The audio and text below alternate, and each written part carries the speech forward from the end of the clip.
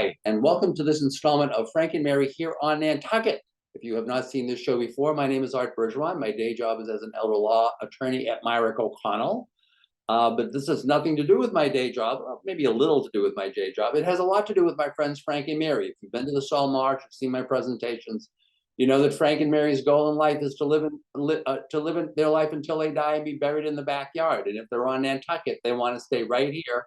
They don't want to go to the mainland. God forbid they don't want to go to Martha's Vineyard. They want to stay right here. So the question is, who are the people you need to know? What are the programs you need to know about in order to do just that, to stay right here? With me is my good friend, Alison Forsgren, who for the last several years, right, has been finding these great guests. And by the way, I just want to mention, this is Alison's last show for a while because she's going to be traveling to Thailand.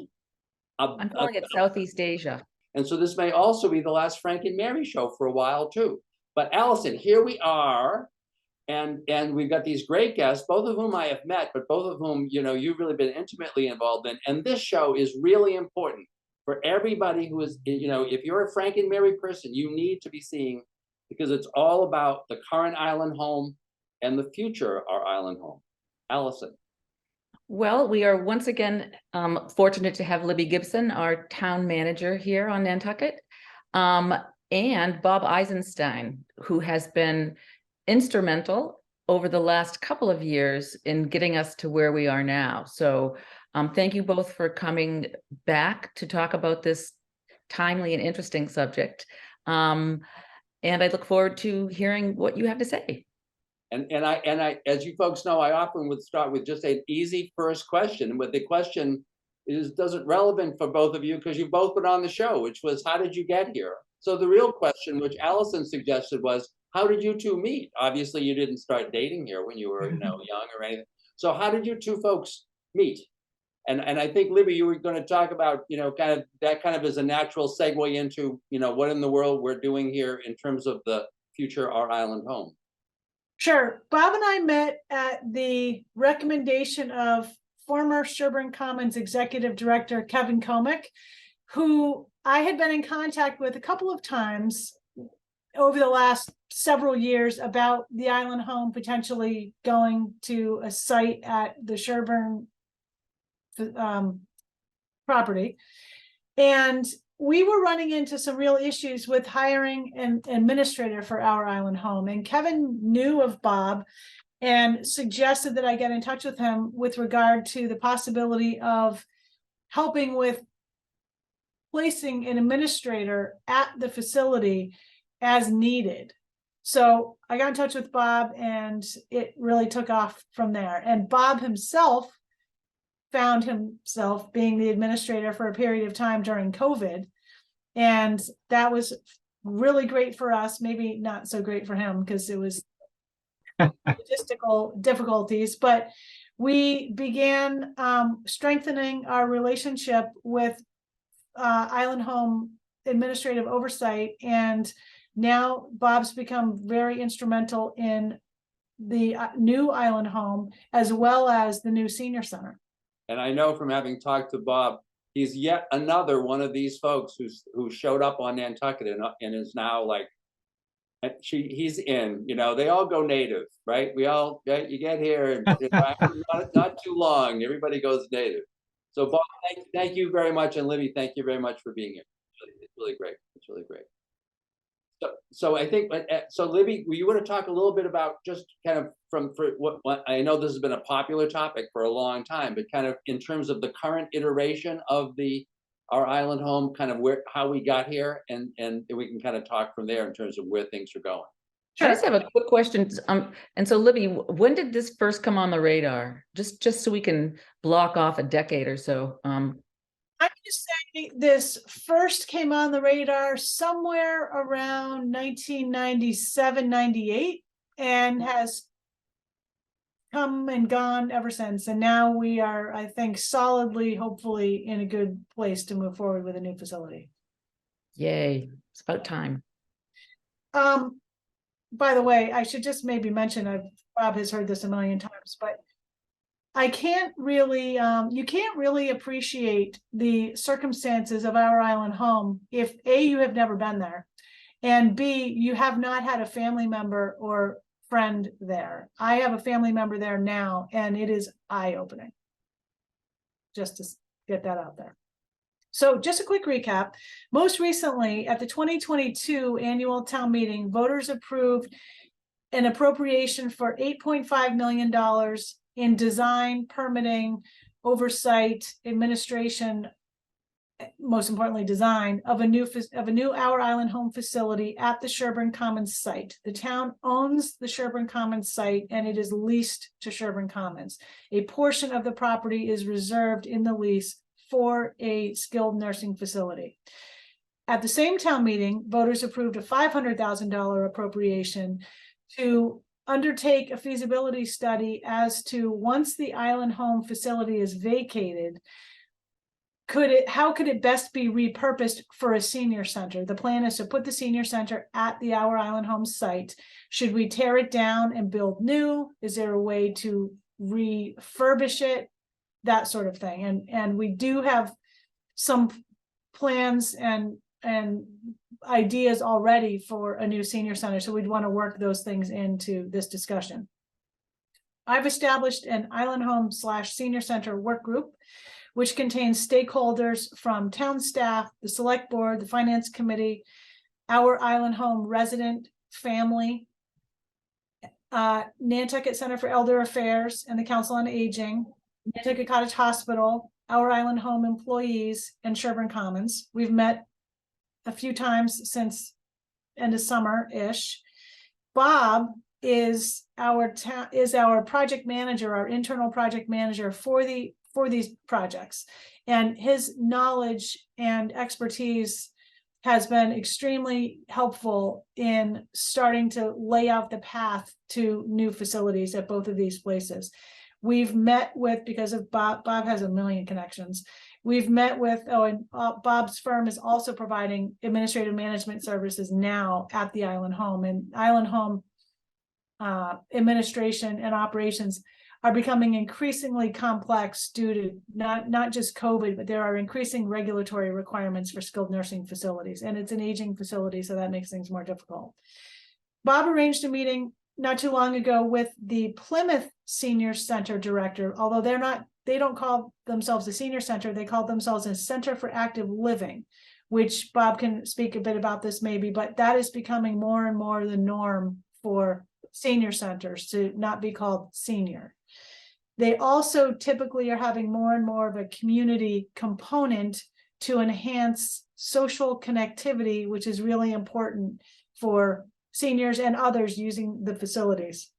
We're hoping to meet with Duxbury and Falmouth sometime soon, because we want to get input from newer facilities, sort of lessons learned, things to avoid, things to enhance, maintain, continue, promote, that kind of thing. We are in the process of finalizing what's called the procurement for what's called the owner's project manager. In Massachusetts, certain projects of over $1.5 million expected cost require the municipality to engage what's called this owner's project manager, and they help engage the designer. They help with a lot of project oversight activities. So that hopefully will get finalized very shortly, get out there, and we'll be able to engage one as soon as possible. We also had a really interesting meeting a week or two ago with the developer of a skilled nursing facility on the Vineyard. It is not the same situation that we have. However, we learned a lot from that meeting, and some of the takeaways included: you must do your best to have employee housing on your site. You've got to have consistency with staffing. Social connectivity again.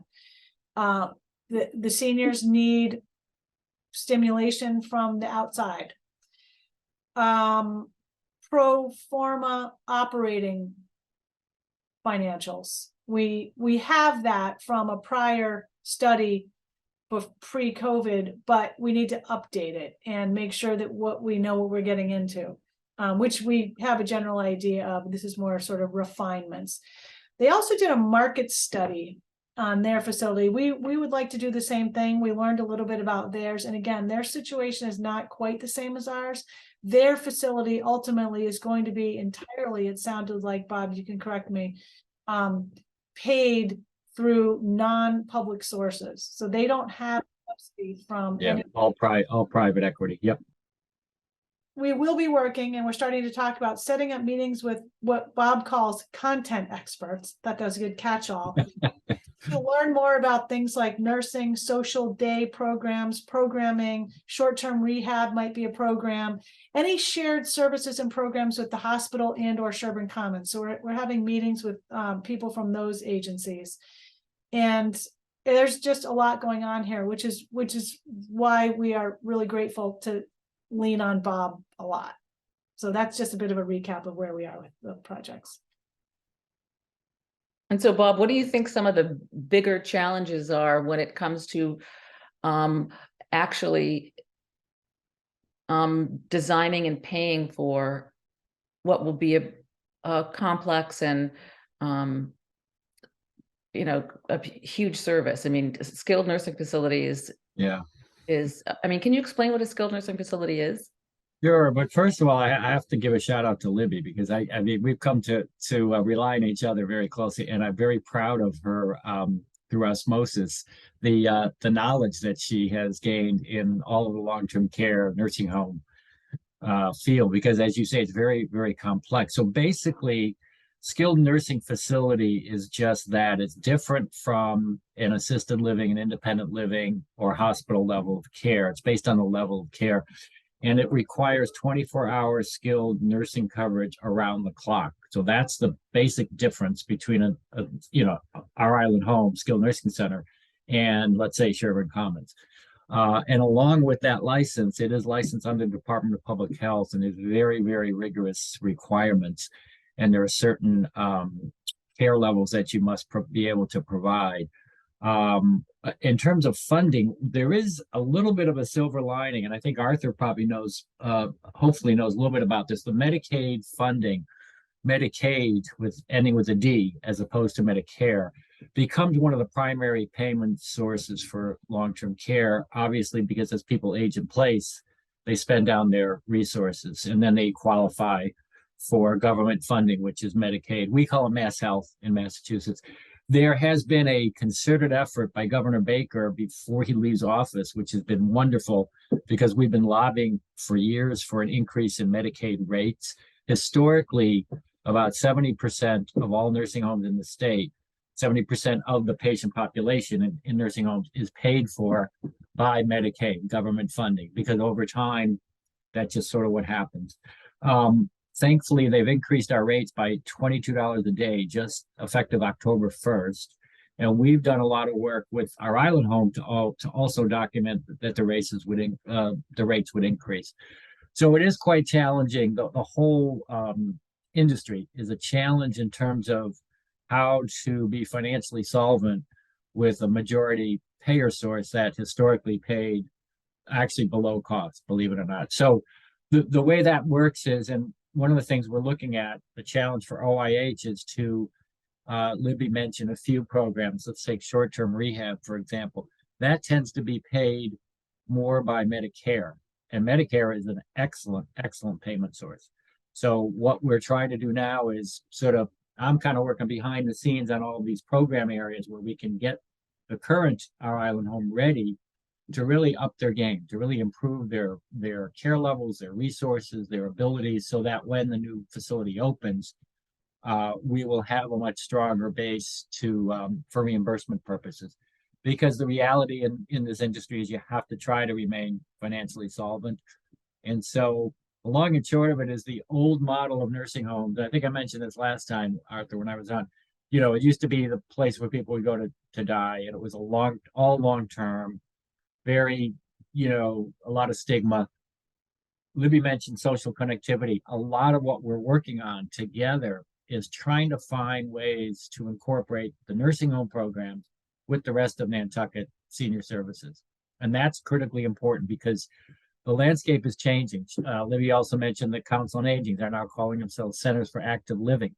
That's because people like you had mentioned your age. I won't say it on TV, Allison, but I don't care. people of our age, I think we could all agree. People of our age are going to want things like independent types of programming, music, arts, entertainment, college level courses. There's a whole thing called lifelong learning, where universities are affiliating even with nursing homes and assisted living to come in and provide sort of a higher level programming, so that it's not just the old bingo, you know.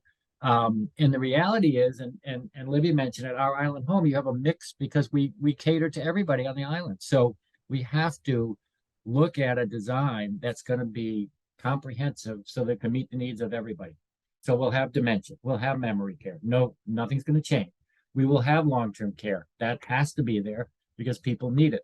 What I would like to see is there's no reason that people should have to go off island post-surgery, like for post-acute care, which I believe now, unfortunately, some of that's happening. We would like to encourage everybody to come back on island after surgery, even if they have a need for rehab.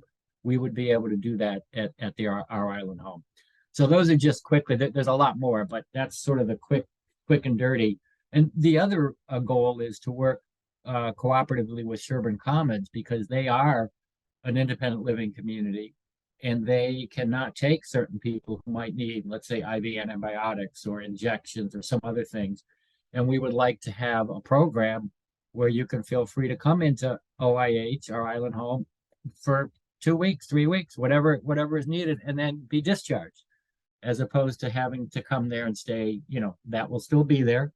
That is the majority of patients right now.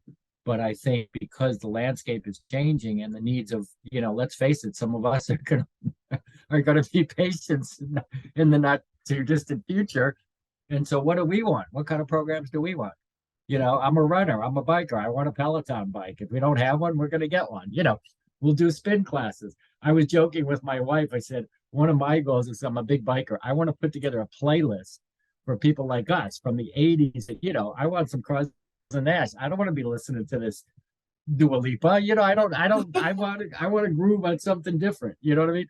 So there's all of that, and seriously, that we're working on, because I think what I'm learning is that it's good to have people like myself or operations at the table while you're rolling out the rest of this project. Libby mentioned the owner's project manager, for example. We're going to get into the architectural drawings and then the construction, all that. But we don't want that going off a cliff, and all of a sudden we come back to square one and say, wait a minute, we didn't know about X, Y, and Z. So all the X, Y, and Z is what I'm trying to make sure we, as a group, as an island population, can vet out carefully, so that when the time comes that we break ground and then the building is up and running, we've got a fabulous place that everybody's going to just love, and everybody can be a part of. So it's not like, oh, they didn't think about me. You know, we want to make sure we're very inclusive in the process. So, I've got a question. It's my understanding that there are 45 licensed beds. So can we build additional or provide additional beds outside that number? Would some of the people coming in for rehab have a different bed description, or? So frankly, right now, we have bed capability to take if we would have some short-term rehab needs. I don't see that as an overwhelming number, but there is opportunity for a one-time approval of either 12 bed, 10% of your total, or 12 bed addition. That's written into the regulation, so that's always an option. Great. It's something that, it's something we probably would want to discuss. When we talk to the gentleman from Martha's Vineyard, for example, their population of elderly ratio to the general population was much higher than Nantucket. And so he was concerned about bed availability. Right now, with the 45 beds, this is my own personal, I don't see that as being a barrier to include all programs, but it's something that we could talk about, certainly. So I think there were two really interesting things about what you just talked about. One, well, first of all, the fact that you are here and that you're coming here with this kind of breadth of experience, you know, and connections, as Libby had said, is such an asset to the town, because you can just kind of get out of the box, because of course, if you're just here and you've always thought of just it's the island home, well, just, how are we juicing up the island home as opposed to what's the totality of services that are needed? The other thing as an observation, I think is really interesting is this notion of taking advantage of this ramping up period, which is going to be a several-year period before the new island home, our island home is there, to really develop a program mix, which that's going to be a more sustainable program mix, more sustainable without ever increasing town operational subsidies. Because I think that's a really, if you're a townsperson, if you're a Frank and Mary who is like also paying taxes and not crazy about all the taxes you're paying, the notion of saying, oh, this is, not only a new facility, but also a model which at the end, as an end game, is perhaps, not minimizing the subsidy that is going to be needed by the taxpayers, because you're looking for this other set of sources. So I think it's really interesting to be really doing this comprehensively. And I guess the third thing is just, if you're also involved with the salt marsh issue, where, what will the new senior center be? What will it look like? What are the connections?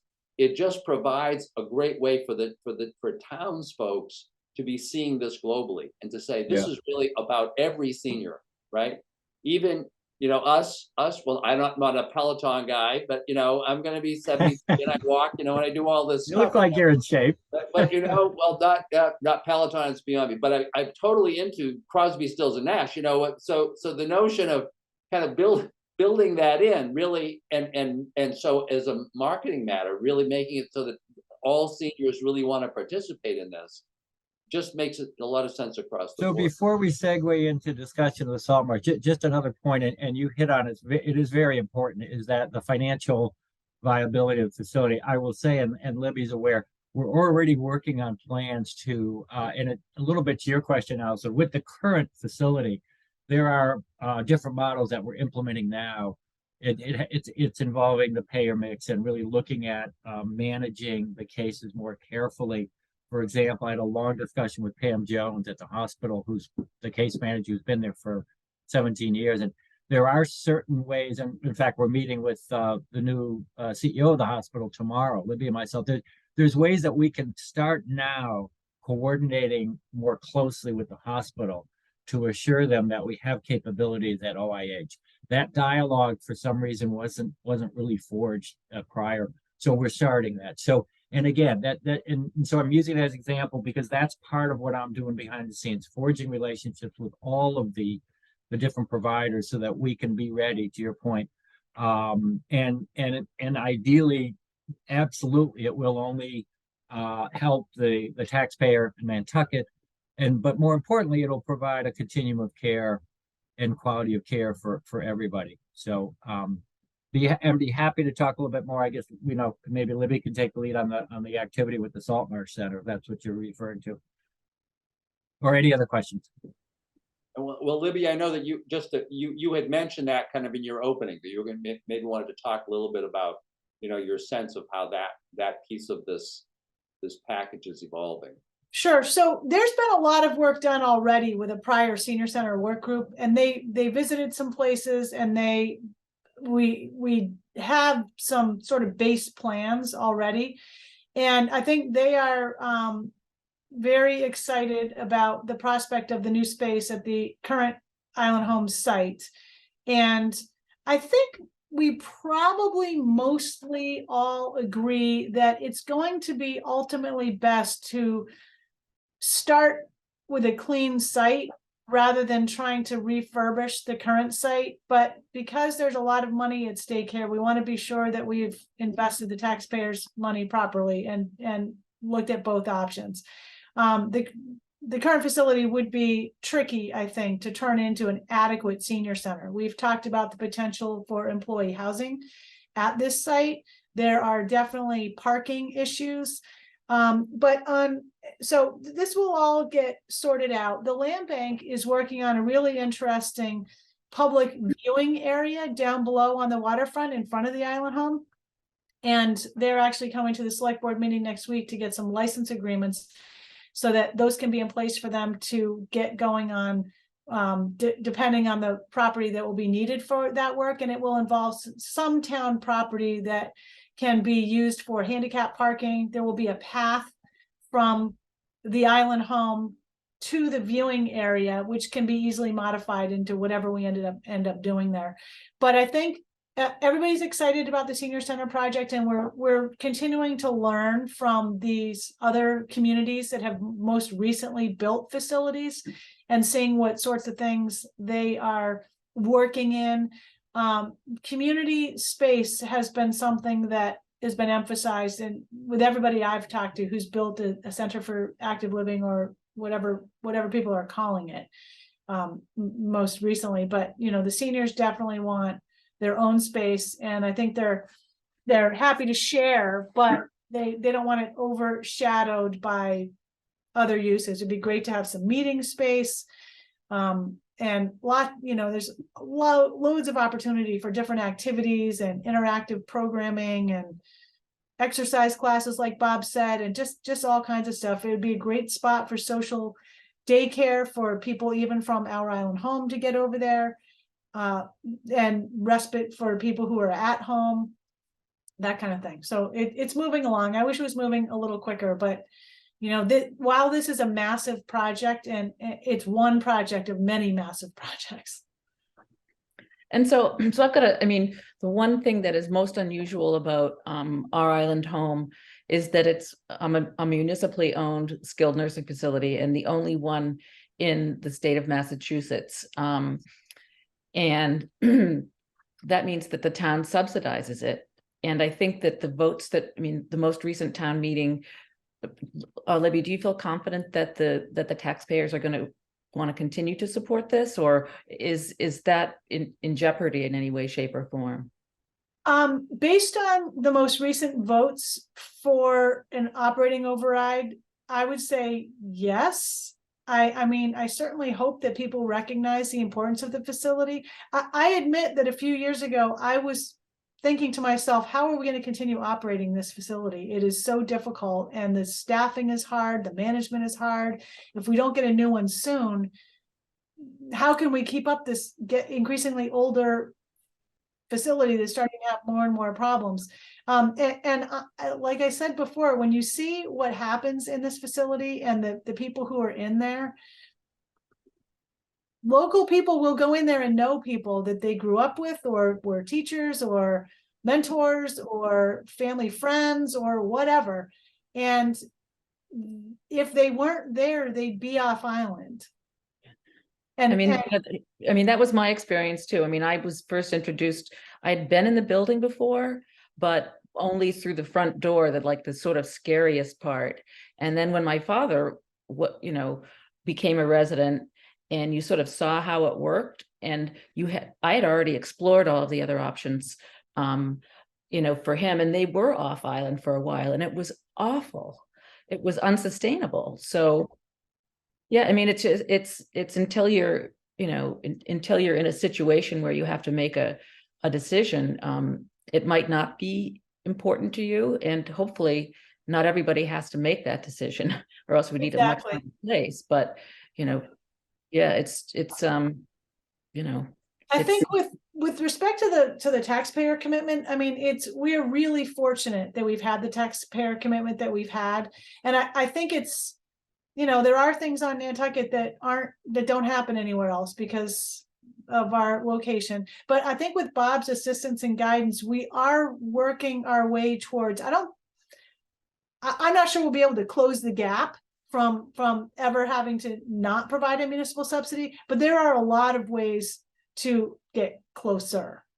And I know we had a conversation about this, but could you give folks just a sense from your perspective of timeline? You were talking about the fact, it's going a little slower than you hoped, but it's still moving along.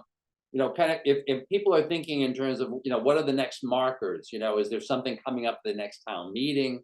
Or is this a year? Is this 2 years? Could you give folks a sense of that from your perspective? Sure. And this is a little bit of a best case scenario, but we've done a little bit of mapping out of looking ahead. If we are able to complete design for a new Our Island Home facility sometime within about a year, maybe a little bit more. Hopefully, we could go to the 2025 annual town meeting with a construction number. And then there's a lot of permitting and approvals on the way. So hopefully those would all be in place by then. And construction is going to probably take 18 to 24 months. So we potentially could have a new facility by 2027, 2028, which sounds far away right now, but it isn't. And the This senior, this is interesting. I just want to see if I can live to see this facility. I know many I people, want to live to see the facility. you know, this, That's what everybody says. I That's know, what it everybody is. says. It really well, is. Libby, I think you're safer than I am in this regard, but that's why I'm more, it's like whenever people talk to me about a 10-year plan, I'm like, too long. I don't want to hear 10-year plans, you know? So thank you for that. I think that we are running a little bit close on time, and, you know, and I realize both of you people got like kind of major day jobs. So it's really kind of you to both come on. Now this is, and I think for both of you, like the second time. And Allison, it's been so kind of you to be doing this show with me for just so long. It's been great. And it's also the only reason I know why people have actually watched the show. So it's been a great treat for me. So just thank you so much for this. Thank you so much for this. And I'm dying to see the new look. I want to see the hair when you come back from Thailand. I mean, this could be a whole different you. So folks, I hope you enjoyed the show and stay in touch. You know, I know we've got players here, a lot of players here who really want input all the way through this, right? Because they want to know that not only is there a great product that ends up happening here, but that it's one that everybody feels like, oh, I really own that. You know, I'm on that. This is my island home. That's why the name. It's my island home. So thank you very much for watching. We'll hope you all have a wonderful holiday season. For many of you, we'll talk to you in the new year, but probably not on this show. So thank you so much, and thank you so much, Allison and Bob. Thank you. And Libby. Thank you, Arthur, the driving force.